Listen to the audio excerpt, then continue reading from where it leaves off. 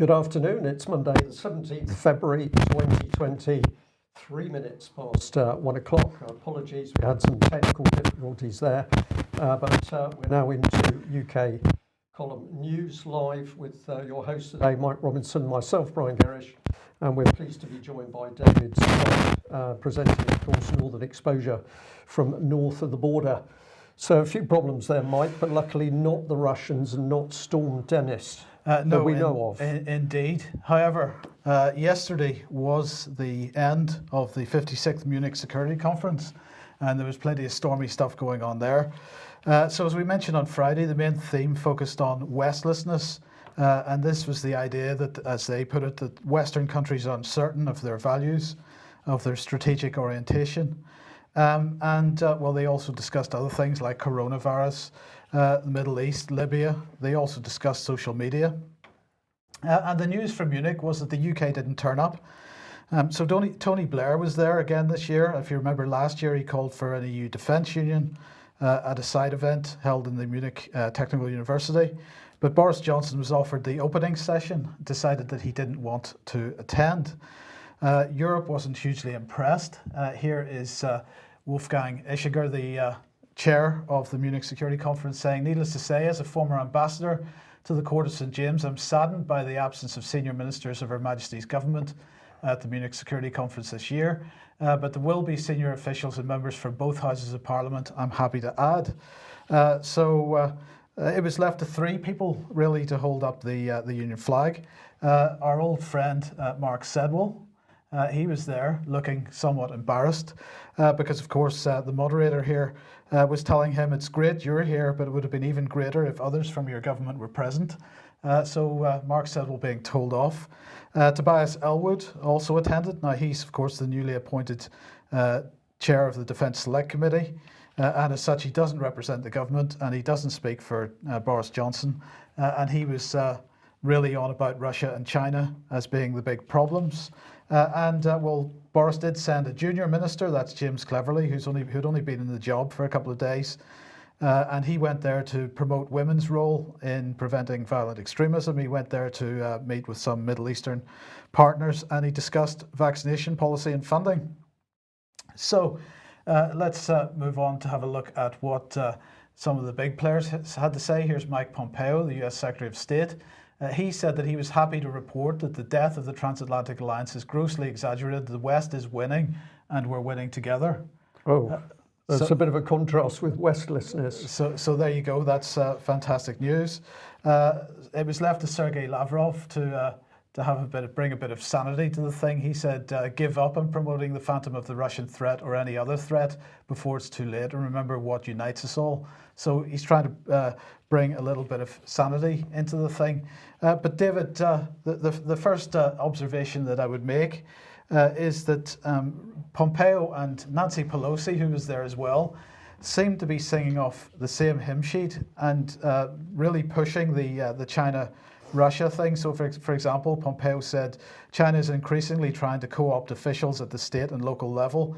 They're trying to affect not only our federal level, but our state and local officials as well. And this is happening all across Europe and indeed across the world." So it's no longer Russia that's only trying to co-opt officials in foreign governments. It's China that's up to it as well. So what struck me was that Pompeo, who's supposedly part of the Trump administration, and Nancy Pelosi, who's supposed to be the US opposition, seem to be singing from the same hymn sheet. And you've got to wonder, does Trump have any friends? Well, this is a good point, because you look for the opposition from America and you find there is none. In fact, you find that Trump is the opposition. Trump's his own opposition. Trump is clearly not according to plan. They failed to get rid of him again with a very weak attempt at actually drumming him out of office. And now on the international stage, there is no difference between the Democrats and the Republicans. And you just wonder who is actually providing the restraint in this system. Is it Donald Trump personally? Now, there's a thought. Now, this issue of Westlessness, and really Pompeo was claiming that the West has won.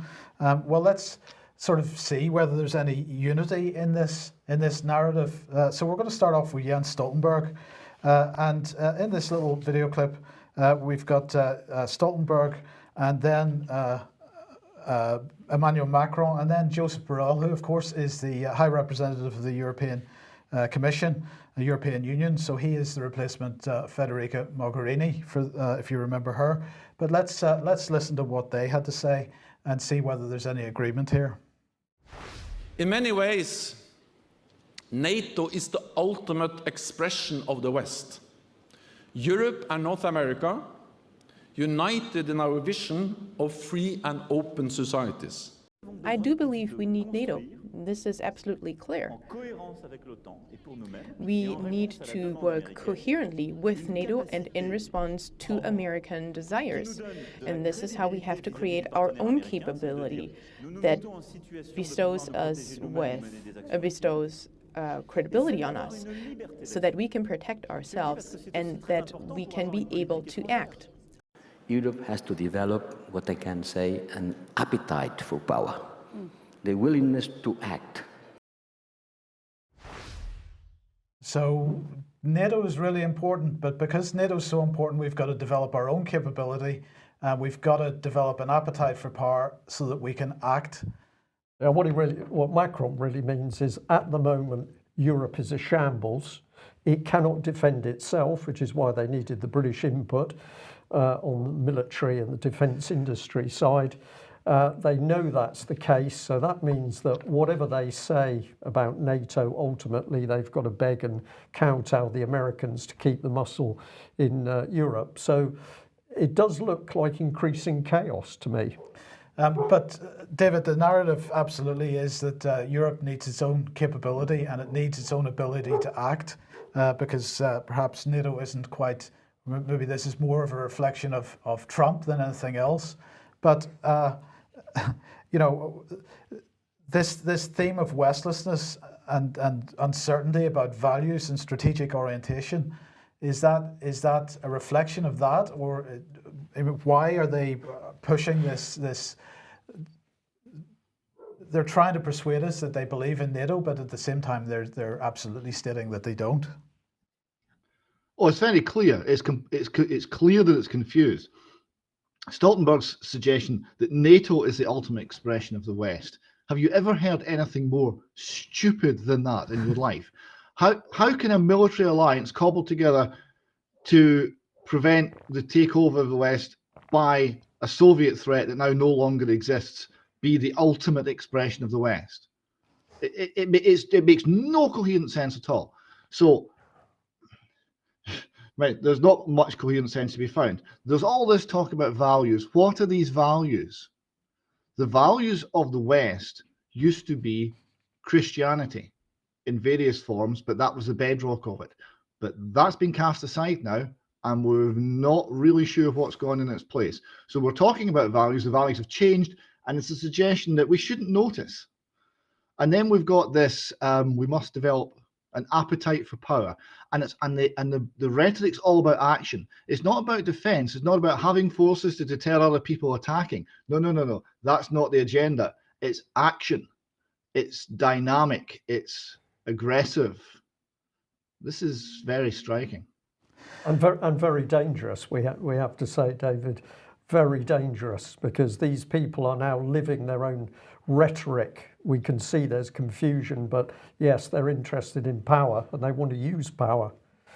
Well, if everybody remembers back to last year's Munich Security Conference, of course, we mentioned that Tony Blair was there this year again, but last year, when he was speaking at the Munich Technical University, he was trying to justify the creation of a European Defence Union because Europe needed to be able to operate in places where NATO didn't want to go. For example, the Sahel. And the Sahel was absolutely a part of this conference as well. So here is Annegret Kramp-Karrenbauer, the German Defence Minister, and she said the Sahel is a key region for Europe. For example, when it comes to migration or the threat of terrorism, that's why it's so important that Germany remains committed there. militarily as well. Well, Germany and other people meeting in Munich were really concerned, they seemed to be, about the deteriorating security situation in the Sahel region. But what's interesting is that it wasn't just the UK that decided not to send any representation. It seems that Africa didn't send any representation either, despite being invited. So if you remember last week, we mentioned that African leaders didn't seem to be terribly impressed by the EU's efforts to involve itself in the African Union conference. They seem to be wanting to do things for themselves and build their own block of power, if we want to call it that. But David, the EU very keen to involve itself in the Sahel, but it looks like even there we're starting to see a bit of pushback. We are, but they're still keen on the southern neighbourhood and have been for a very long time. Regular viewers will remember maybe about this time last year, we finished the show with Lily Marlene as the outro music, and we were talking about the Deutsche Afrika Korps 2025 because there was, thanks to Tony Blair, clear talk of exerting military power into North Africa from Europe. This is what we mean by aggressive and outward-looking and expansionist. That's the nature of the Europe that's emerging. Okay, and the other major thing that was discussed, because Mark Zuckerberg from Facebook was at this, was social media and democracy. So, learn fast and fix things was the title of the keynote or the discussion. So Zuckerberg was there, and well, he said that the data that we've seen is actually that people get exposed to more diverse views through social media than they were before through traditional media and a smaller number of channels. And this is a really interesting, because in one sentence, he is expressing the concern that Western governments seem to have about social media. This is the point that he was making, was that rather than being echo chambers, a lot of social media is exposing people to views they wouldn't otherwise have seen. They certainly wouldn't have seen it prior to social media channels being available. He then went on to say that Facebook, however, takes down more than 1 million fake accounts a day. That the vast majority of these are related to spam accounts, not connected to state actors trying to interfere in elections, but certainly part of the number of accounts they close, he says, are part of that state effort. And he said that right now there are two frameworks that I think people have for existing industries. There are newspapers and existing media, and then there's the telco type model, which is the data just flows through you. But you're not going to hold a telco responsible if someone says something harmful on a phone line. And he said that I actually think where we should be is somewhere in between. So he's suggesting that Facebook should sit in between a traditional media organization, a publisher, and a telecommunications company that has no responsibility. It's quite interesting that he used the word harmful, because clearly the idea of online harms is front and center in his mind. So he expressed the reality of the situation, making the point that people are exposed to more diverse views. Of course, David, this is part of the reason why Western governments are so concerned about social media, because it's impossible, therefore, to control any kind of narrative. This is right, because they're still on the watchtowers to protect us from harmful thoughts, but the walls are down, and people are thinking increasingly for themselves and in ways that the wise overlords don't approve of. We'll see that later in Stirling in Scotland. Yes, so it was an interesting conference, and we will no doubt have more on that as we sort of see more, but and see who some of the contributors were. But that seemed to be the main points that I saw. Now, also last week, at the beginning of the week, this conference took place. It was held by the UK and a Changing Europe alongside RUSI. It was called Britain in the World. And Angus Lapsley was speaking at a sort of panel discussion on defence, and particularly Britain's involvement in European defence. Now, Angus Lapsley, of course, was formerly the British ambassador to the EU, a long-time Foreign Office diplomat. So let's just have a listen to what he had to say. And then lastly, you have the future relationship between the UK and the EU itself. Now, and I speak as somebody who's spent much of my career trying to make European defence work in one form or another. I think the UK is always going to value the role that the EU can play in building broader stability. It has a diplomatic role, it has a development role, it has a crisis management role that it can play. And I think that's an important part of European security, and the UK will want to encourage that.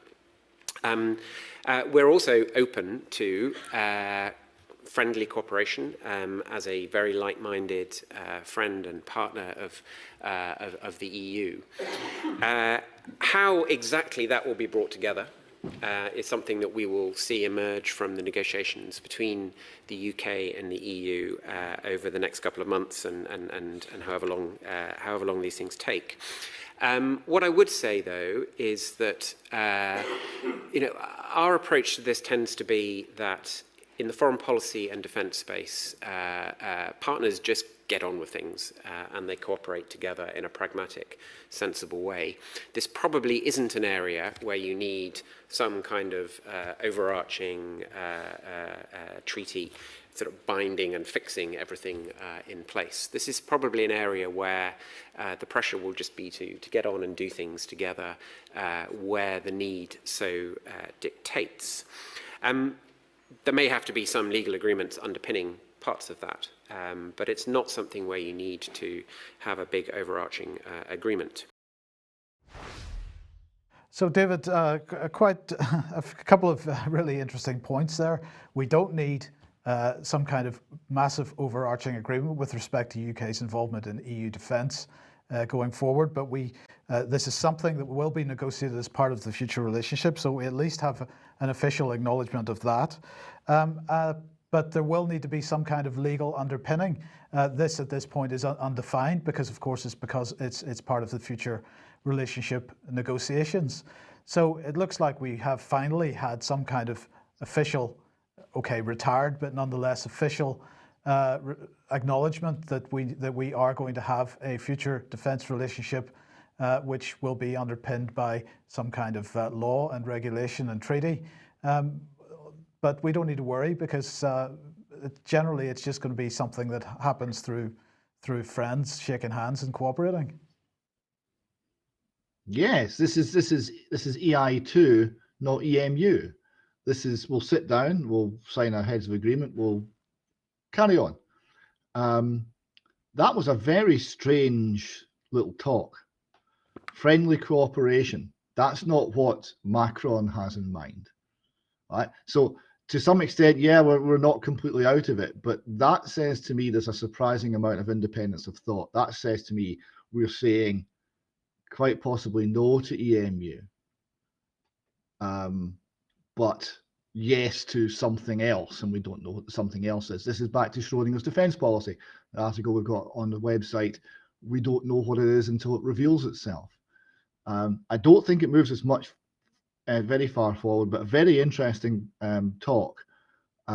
Friendly cooperation is not what Macron has in mind. This is a British view, a British government view of how we should be interacting with the European neighbours. I don't think it will be shared in Berlin or Paris. No, I would agree with that. I would agree with that. So the question is, how far do you think Boris is prepared to go in order to placate the views in Berlin and Paris? And just to reinforce once again, of course, that what we're looking at here is a negotiation which is going to take months, if not years. It could take 3 years. And so, at what point do people realize that all bets are still off and anything could happen? So we absolutely need to be engaged on this issue as a public, I mean. Well, absolutely. How far will Boris go? Well, apparently not as far as Munich. Yeah, okay, good point. Yes. Yeah. Righty-ho. Okay, so if you like what the UK Column does and you would like to support us, then please head over to ukcolumn.org/community. There are options for you to join us there. Your support would be much needed and much appreciated. David, let's head up to Scotland and the sun And the headline is Off the Wall, Nicola Sturgeon laughs off salacious rumours about exotic double life amid wild gossip at Holyrood and Westminster. Okay, couple of things about this. This is the first time this story has made a national paper.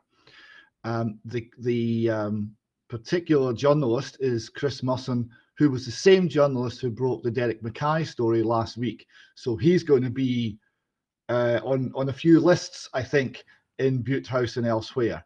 Now, the rumours are regarding Nicola Sturgeon's private life. These rumours are everywhere. I first heard them probably 5 or 6 years ago in kind of the in a group of people who were quite kind of switched on to almost like conspiracy theory world. It was certainly the sort of alternative. By 3 years ago, it was all over the mainstream press behind the scenes, if you actually talk to the journalists. And I've spoken to members of the SNP, and we're talking senior elected representatives, and they are taking these rumours as being true now. So it's all over the party, it's all over Westminster, it's all over Holyrood, but it can't be discussed, not by the Sun anyway, because of legal reasons. Not quite sure exactly what that means. Maybe some sort of injunction, I don't know. So we'll see if this develops further. I think it's one to watch. I don't think these rumours are going away. Okay, now last week we were talking about queer theory, David, and you mentioned the Highland Times. Well, the Highland Times has been writing a bit more on this. Yes, this is another article by Bruce Scott, Dr. Bruce Scott, and it's looking at the nature of queer theory. So he writes here that they're coming for our kids. The Highland Times has warned. So I thought it might be worth taking a closer look at Scotland's queer theory-inspired LGBT inclusive education. Queer theory, gender ideology, and its application in schools can be summed up in an influential book published in 2009 called Interrogating Heteronormativity in Primary Schools, the work of the No Outsiders Project. And it says that Andrew Moffat contributed to this book. Now, Andrew Moffat, he was the headmaster in Birmingham who led the charge to bring this sort of education into the Birmingham schools, which got all the pushback from the Muslim and the Christian and Jewish community in Birmingham, and was a headline news, and we reported on it at some length. Dr. Scott continues here. Its stated objectives, this is referring to the book, its stated objectives were to understand the operation of heteronormativity, that's heterosexual behaviour and lifestyle, its normalisation, and to develop means to challenge its normativity in primary schools. This is what it's about.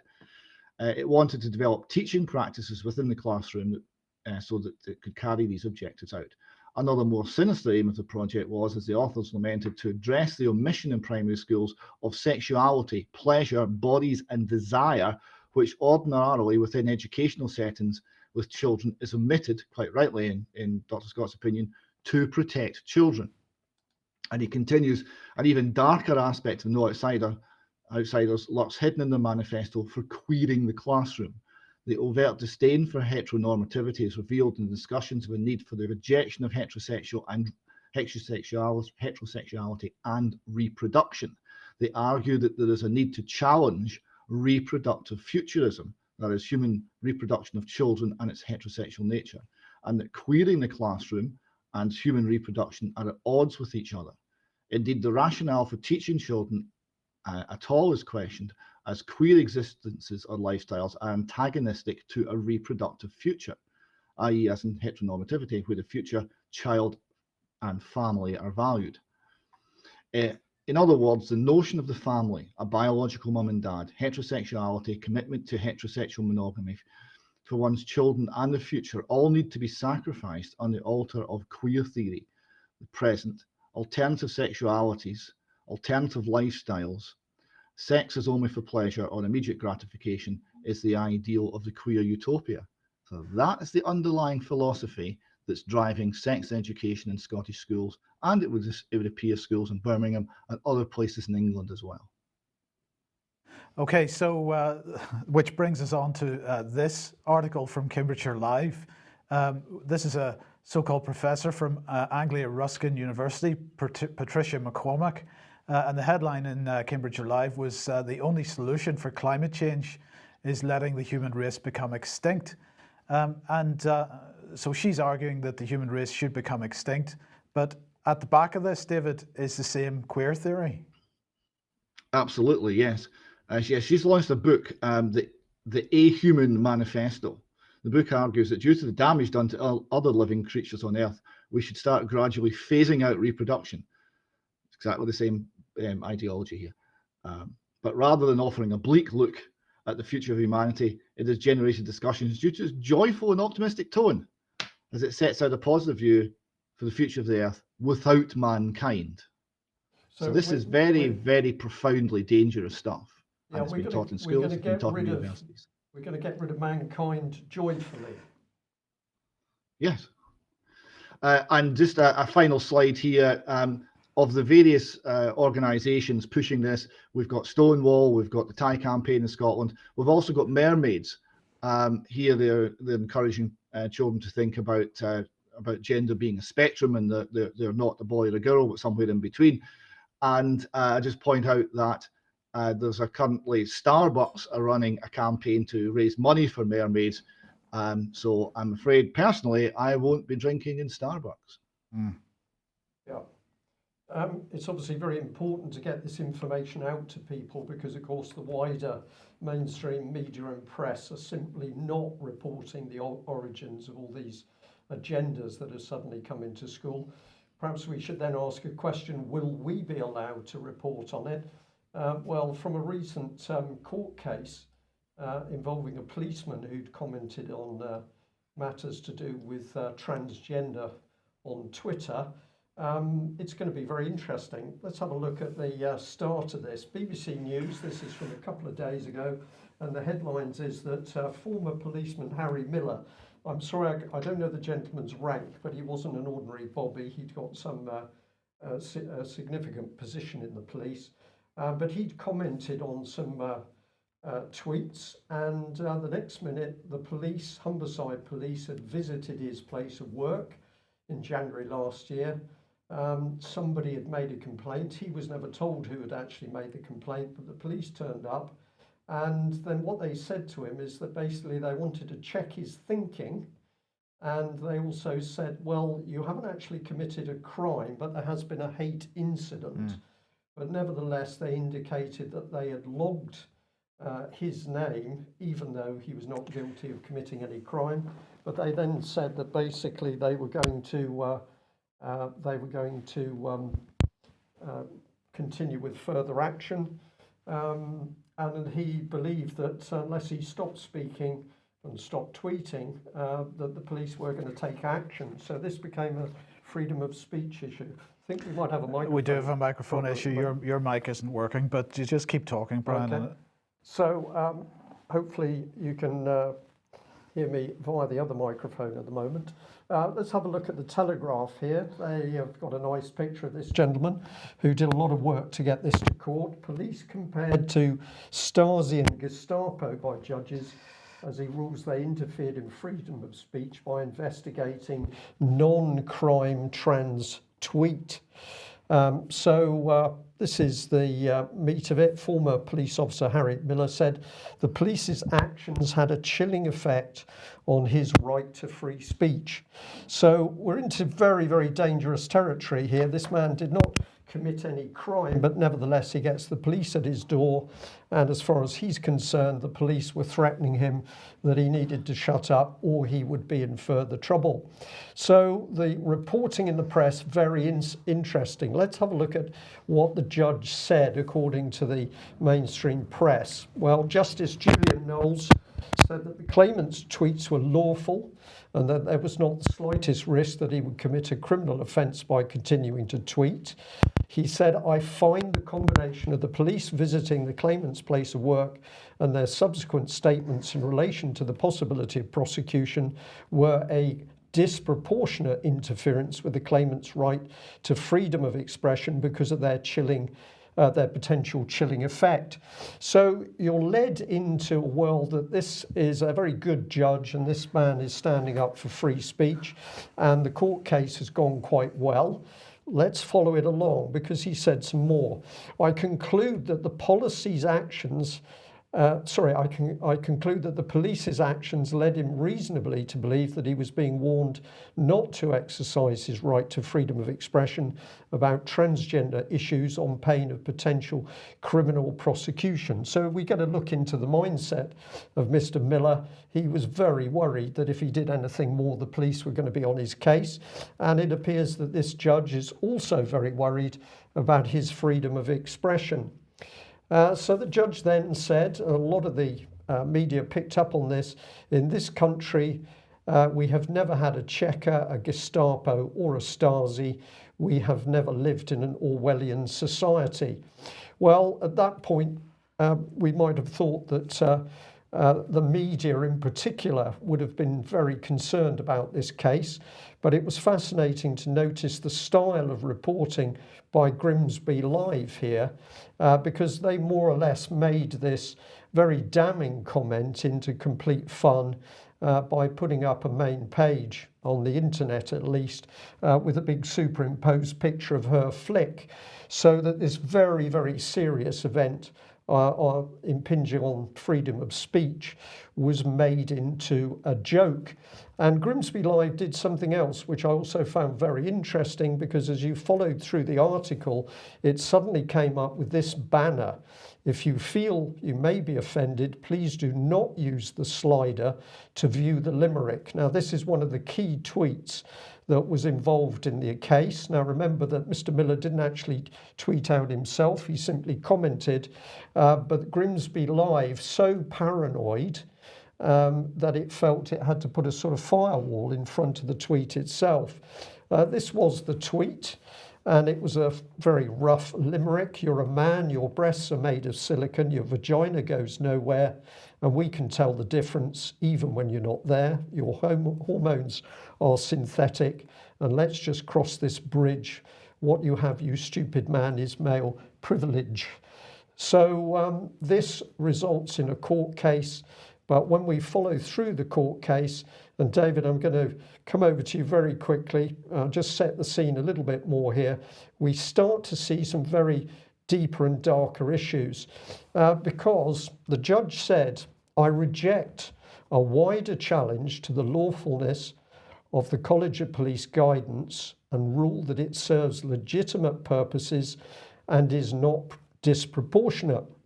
Now, what he's talking about is the fact that the guidance defines a transgender hate incident as any non-crime incident which is perceived by the victim or any other person to be motivated by a hostility or prejudice against a person who is transgender or perceived to be transgender. The judge is saying very clearly that he completely stands up for that particular piece of guidance by the police.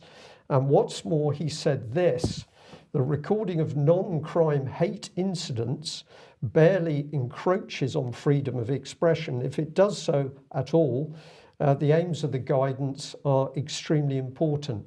And so I'll just put this label in here. So having judged against the police action, he reinforces the legitimacy of the College of Policing in creating law and recording and holding personal data for non-crimes. David, it seems to me that this judge is giving a perfect example of the Orwellian future, which he claims we've never lived in. Yes, war is peace. Freedom is slavery. This is black as white. This is exactly correct. Now, we've seen this in Scotland. We've reported this in the Scottish context because we have the same guidance being used as de facto legislation in Scotland. It's called the Haters campaign in Scotland. And if you say anything, tweet anything, write anything that anybody anywhere thinks might be offensive, that can be a hate incident. This is nonsense. How can anybody possibly express themselves in public? It's completely ridiculous. Now, it was the Wee Flea blogger made this completely ridiculous by reporting the Police Scotland Haters campaign to Police Scotland as a hate incident because he was offended by it because of its negative references to Christianity. And of course, they wouldn't record it because they decided that it wasn't to be recorded because they decided it was all well. But that's not what the guidance says. The guidance says anybody, anywhere, sees something as offensive, then that becomes a hate incident if it's about any of the protected groups.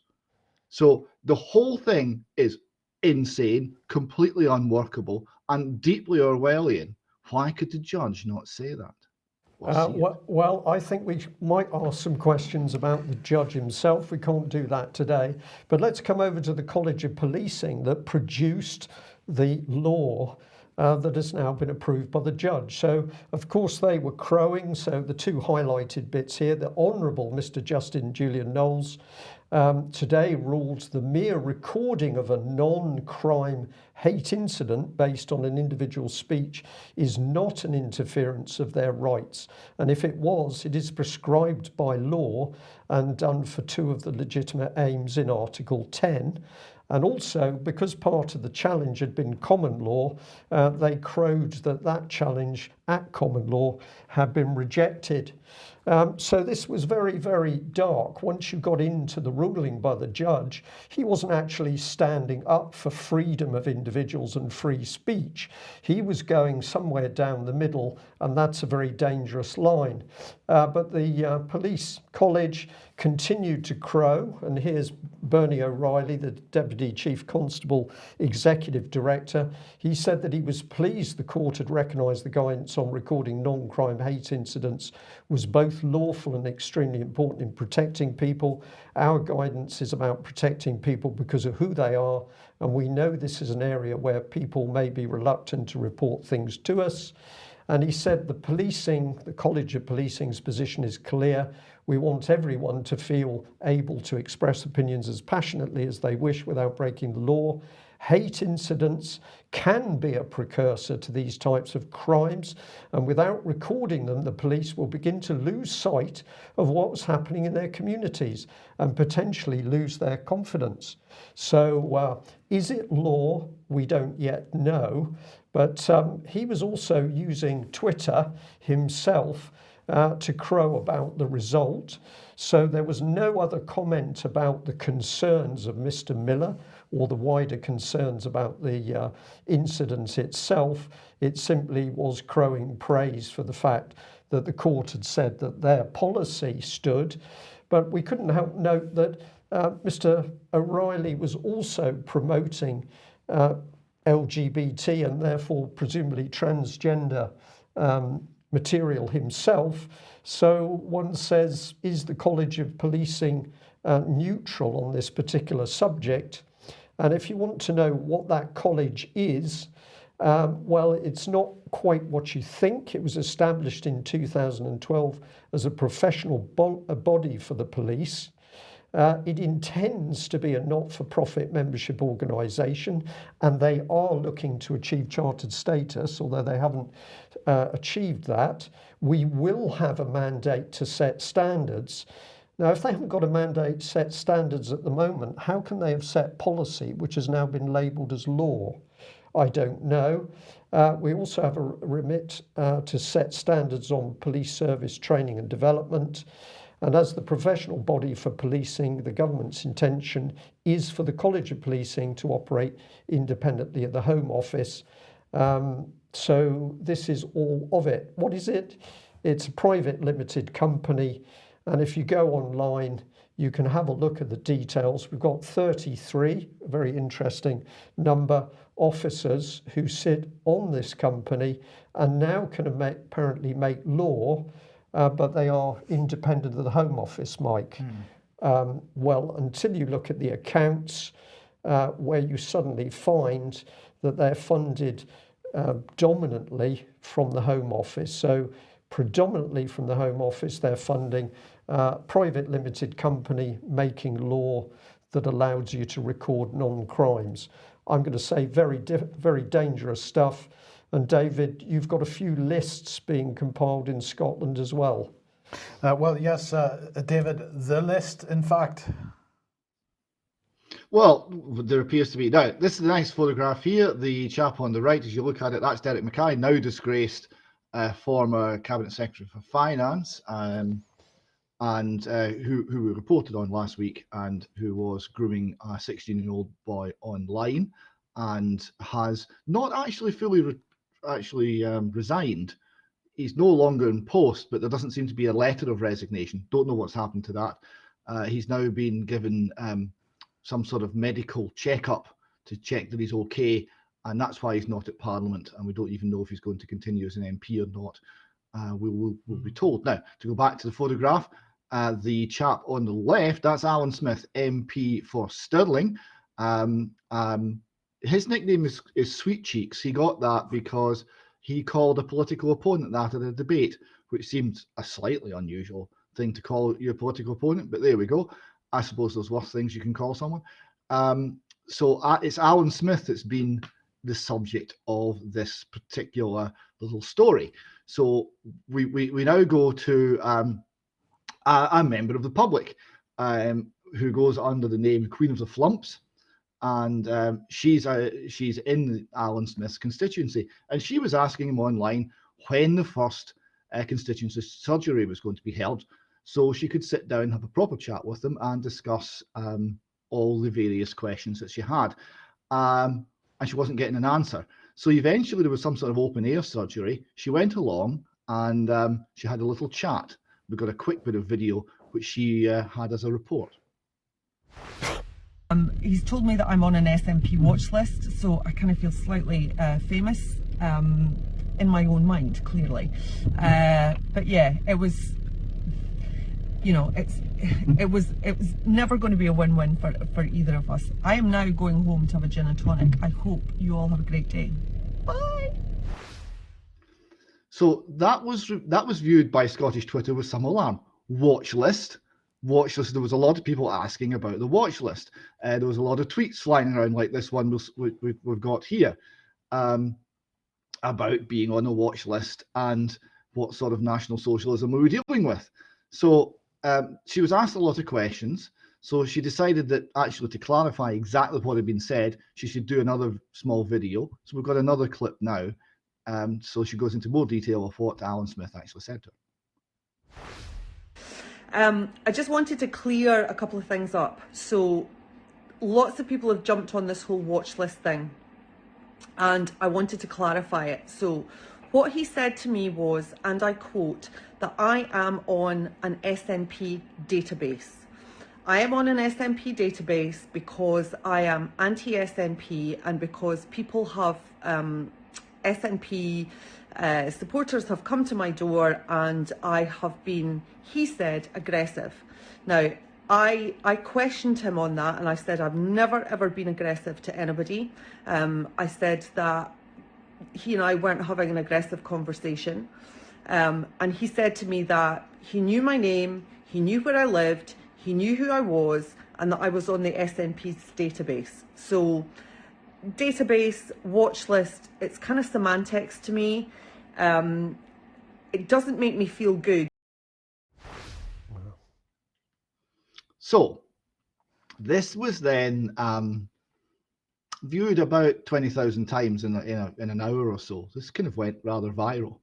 There was obviously a lot of traffic on social media going to Alan Smith, asking what was going on, saying this was outrageous.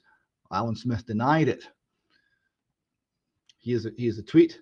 He said, "This would be outrageous, but I said no such thing. I counsel against being outraged by something that isn't true." And Queen of the Flumps went back and asked him to retract this and said, "It is true, retract it or I'll post the video." He didn't, and she did. Have conversations. And Right. I appreciate you've waited a while. No, You'll listen. appreciate also your Twitter output hasn't really helped you because I'm very keen to have a conversation, which is why I'm out here, which is why I'm glad you've come along. Right, And we'll be in Canvas Barrow, so you're getting an email that will be coming by. You'll also get something through your door. okay, And I'm keen to have a discussion, I am. yeah. But the Twitter stuff doesn't help Why? because it looks obnoxious. How does asking you when you're going to have an actual sit-down surgery look obnoxious? Well, I'm afraid that your reputation does precede.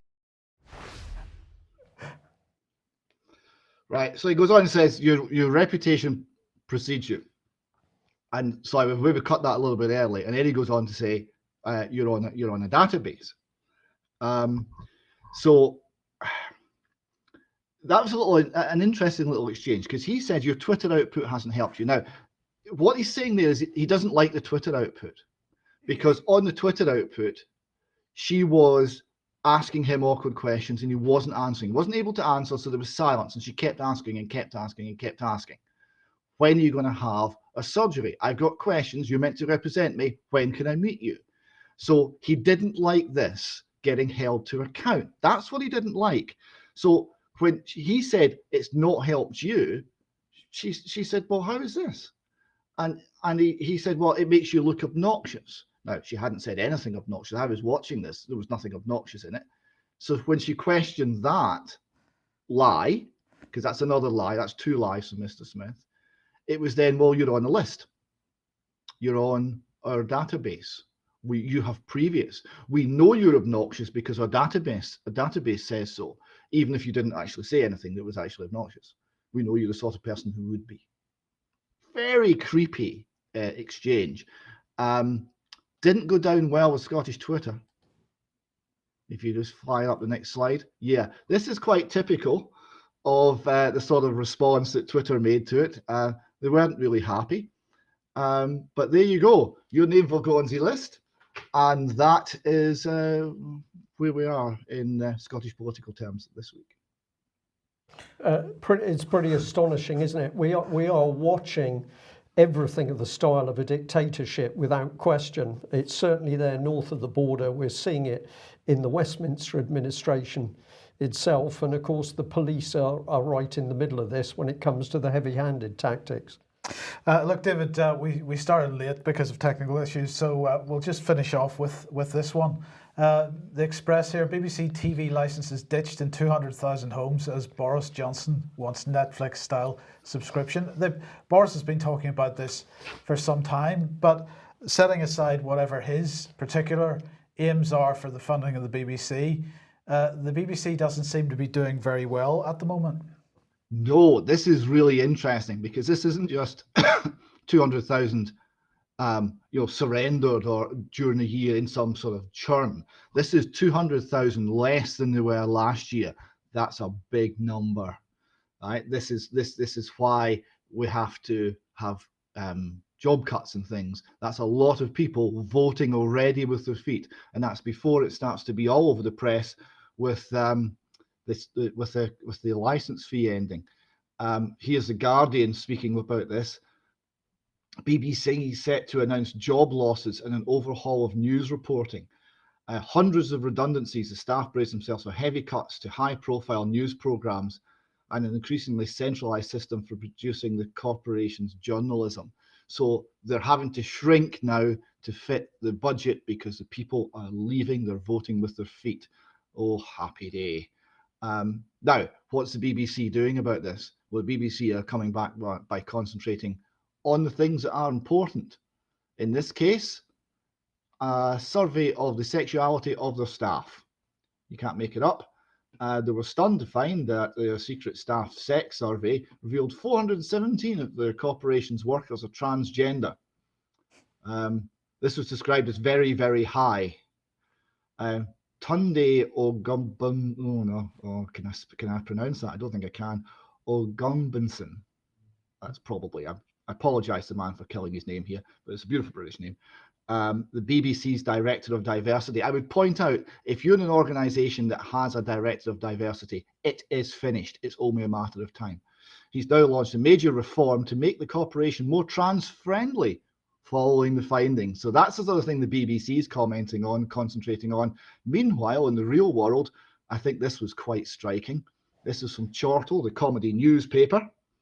Brexit supporting stand-up, Alistair Williams said he was asked to appear on the corporation last week to talk about the UK leaving the European Union. But in a reply, which he posted on social media, the comic told the BBC, quote, "Thanks for the opportunity to feature on the BBC's Brexit coverage. However, due to the overwhelming bias and anti-British propaganda being produced by the BBC, I'm afraid I would not be comfortable appearing on the network at this time." Isn't that spot on? Well, there is some good news out there, and the demise of the BBC would be a very good start to getting this country back on its feet again. But we better end there. David, thank you very much for joining us. A big thank you to all our viewers and listeners wherever you are in the world, and we know that there's a goodly spread around the world. We'll just say, if you are a viewer and a listener, please help us get the word out by sharing our material, directing people to the website and encouraging others to look. We do what we do in order to get the word out as far and wide as possible. The BBC clearly not doing the job. We also value your support, so if you're not already a member, please consider joining and or making a subscription or a donation to help us continue. That's it for today. We'll be back at the same time on Wednesday. Bye-bye.